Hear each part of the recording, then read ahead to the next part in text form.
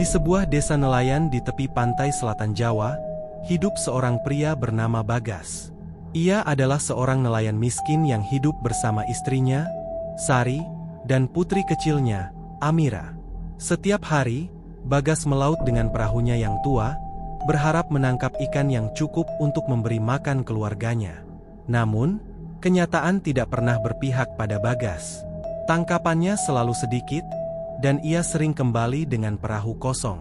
Kehidupannya dipenuhi kemiskinan dan keputusasaan. Sementara itu, para nelayan lain di desanya tampak hidup dengan lebih sejahtera.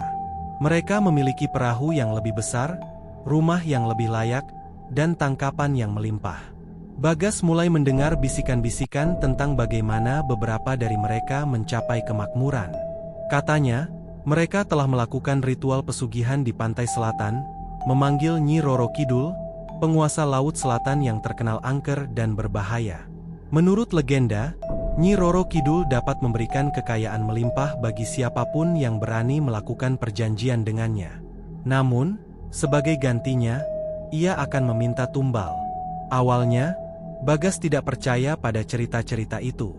Ia menganggapnya sebagai tahayul yang hanya dimaksudkan untuk menakut-nakuti orang-orang. Tetapi seiring berjalannya waktu, ketika kemiskinan semakin menghimpit, Bagas mulai mempertimbangkan apa yang sebelumnya tak terbayangkan. Desas-desus tentang kekayaan dan pesugihan mulai menggelitik nalarnya. Suatu malam, saat ia duduk di tepi pantai, menatap laut yang tenang di bawah cahaya bulan, Bagas memikirkan keluarganya. Istrinya seringkali menangis di tengah malam, merasa putus asa karena tak mampu memberi makan putri mereka. Sementara itu, Amira semakin kurus, dan suaranya semakin lemah setiap hari. Rasa tanggung jawab sebagai kepala keluarga membuat hati Bagas hancur. Ia tidak tahu lagi harus berbuat apa. Angin laut berhembus lembut malam itu, tetapi ada sesuatu yang berbeda. Suara ombak terdengar lebih dalam, seperti bisikan yang memanggil namanya. Di antara gelapnya malam dan deburan ombak, Bagas merasakan kehadiran yang misterius. Seolah-olah ada sesuatu yang menunggu di dalam lautan. Pikiran tentang Nyi Roro Kidul kembali menghantui benaknya. "Aku tak punya pilihan lain," gumam Bagas pelan.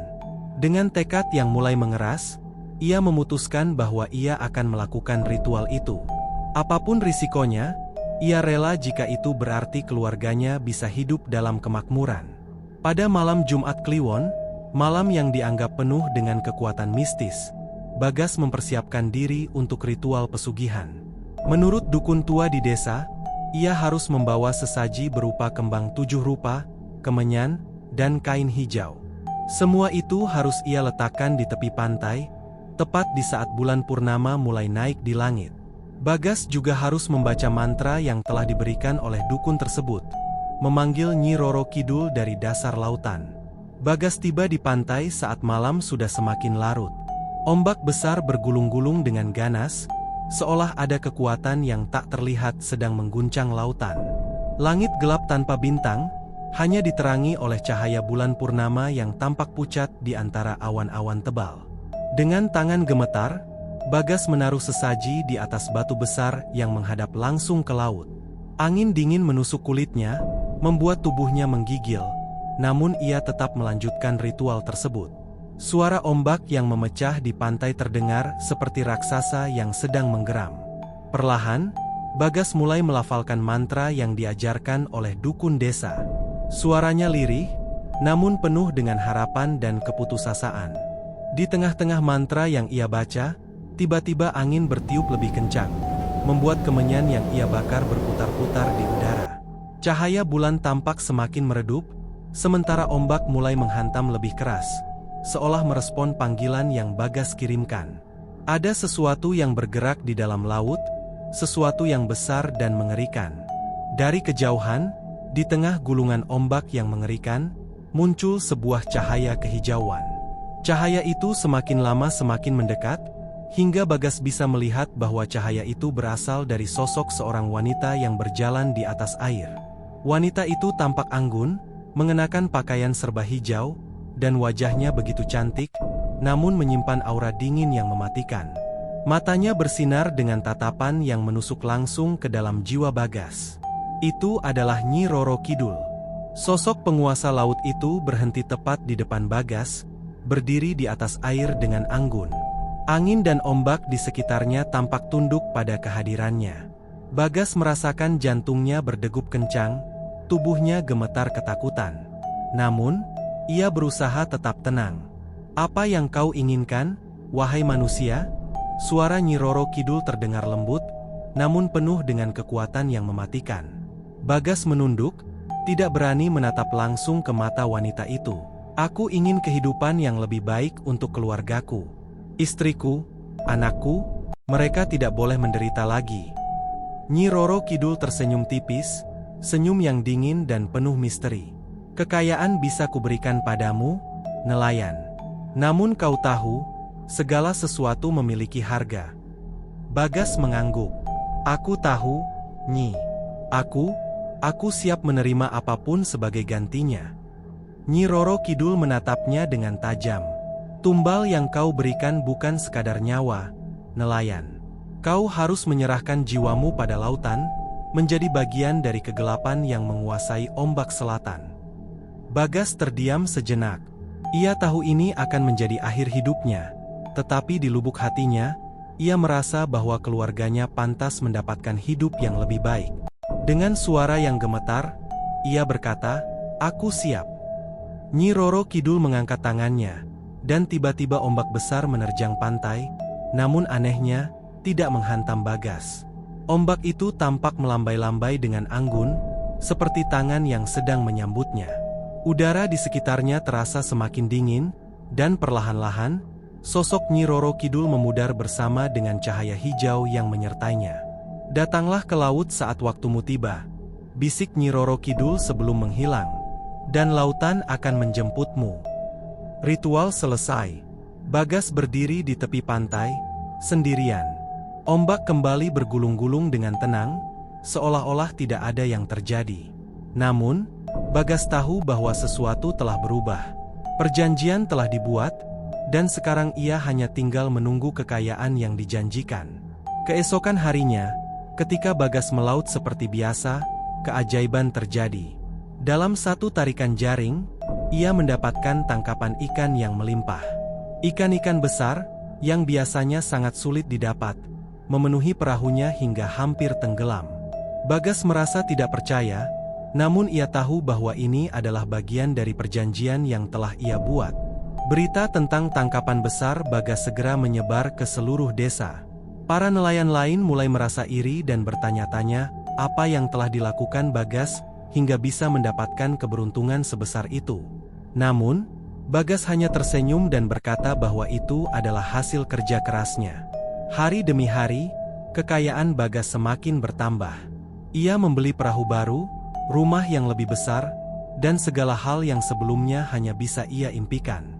Istrinya, Sari, kini hidup bahagia, dan Amira tumbuh sehat dan ceria. Segala penderitaan yang dulu menghantui keluarga Bagas seolah-olah lenyap dalam sekejap mata.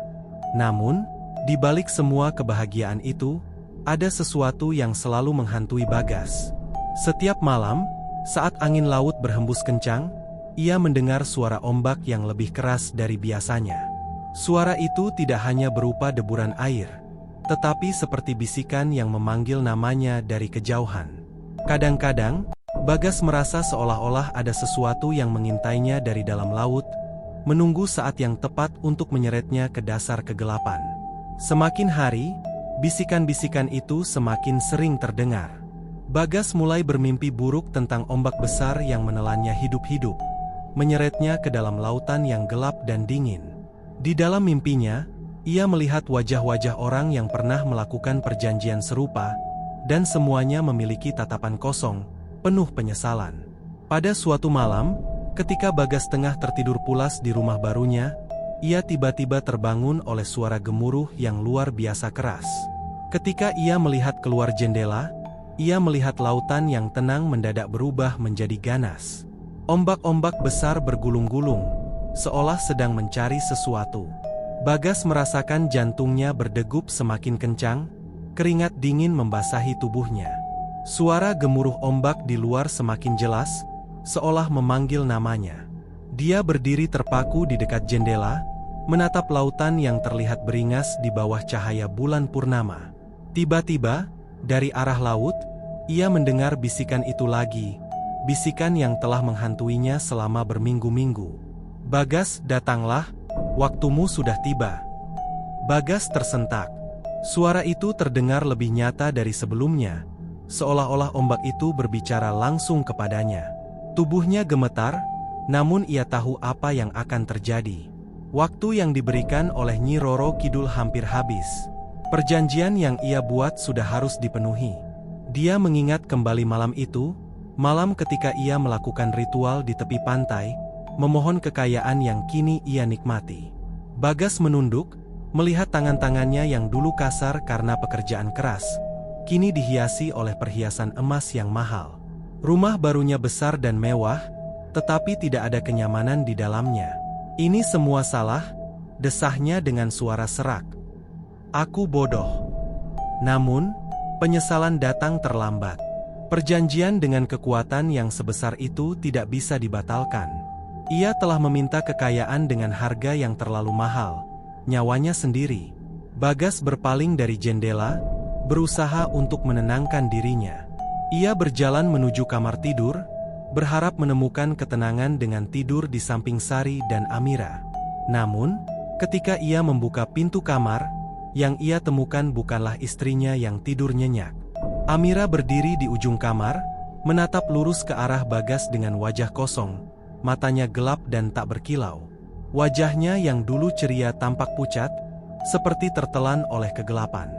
Sementara itu, Sari tergeletak di ranjang, tubuhnya kaku seperti boneka, tidak bergerak, hanya matanya yang terbuka lebar menatap langit-langit tanpa ekspresi.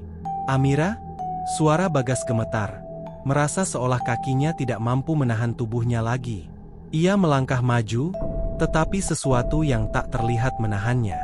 Di sudut pandangnya, ia bisa merasakan kehadiran sesuatu yang lebih gelap dari malam di luar sana. Amira membuka mulutnya, namun suara yang keluar bukanlah suara anak kecilnya yang ceria.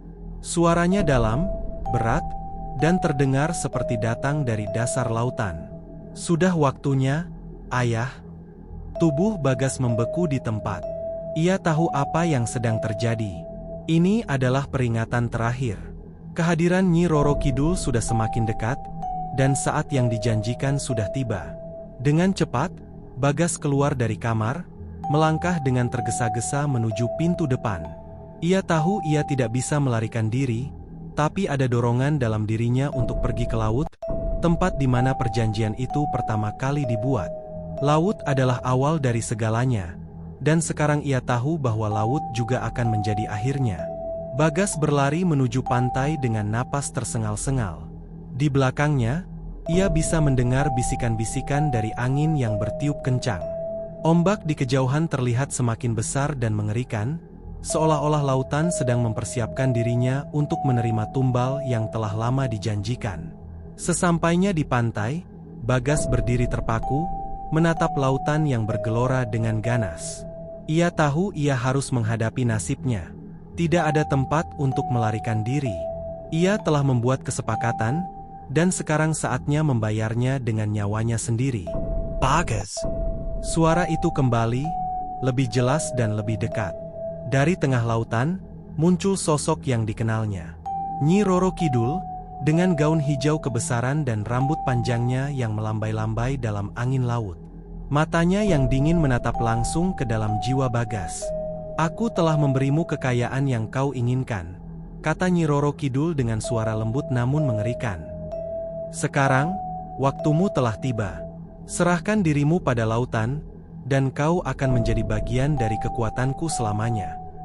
Bagas merasakan lututnya lemas. Seluruh keberanian yang tersisa dalam dirinya menguap begitu saja. Ia berlutut di atas pasir basah, menatap ke arah sosok sang penguasa Laut Selatan. "Ampuni aku, ampuni keluargaku."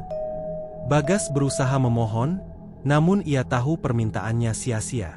Nyi Roro Kidul tersenyum tipis, senyum yang tidak memberikan harapan apapun. "Tidak ada yang bisa mengampunimu, "Bagas, kau telah menikmati kekayaan, dan sekarang waktunya membayar harga. Lautan tidak pernah memberi tanpa mengambil kembali." Dengan kata-kata itu, ombak besar datang menghantam pantai dengan kekuatan yang luar biasa. Bagas berteriak, namun suaranya tenggelam dalam gemuruh ombak. Tubuhnya terangkat ke udara, terbawa oleh ombak yang menghantam dengan kekuatan luar biasa. Ia merasa dirinya ditarik ke dalam lautan, terombang-ambing tanpa kendali, tenggelam semakin dalam ke kegelapan bawah laut. Di dalam air, Bagas merasakan tubuhnya semakin berat, seolah-olah lautan itu menghisap seluruh kekuatan hidupnya. Cahaya bulan yang tadinya terlihat dari permukaan perlahan memudar, digantikan oleh kegelapan yang menyelimuti. Di dasar lautan yang gelap dan dingin, Bagas melihat bayangan-bayangan mengerikan. Wajah-wajah nelayan lain yang telah membuat perjanjian yang sama muncul di sekelilingnya, dengan tatapan kosong dan hampa. Mereka semua telah menjadi bagian dari lautan, terjebak di sana selamanya, sebagai roh yang tidak pernah bisa bebas. Bagas merasa tubuhnya semakin berat, napasnya terhenti, dan kesadarannya perlahan memudar.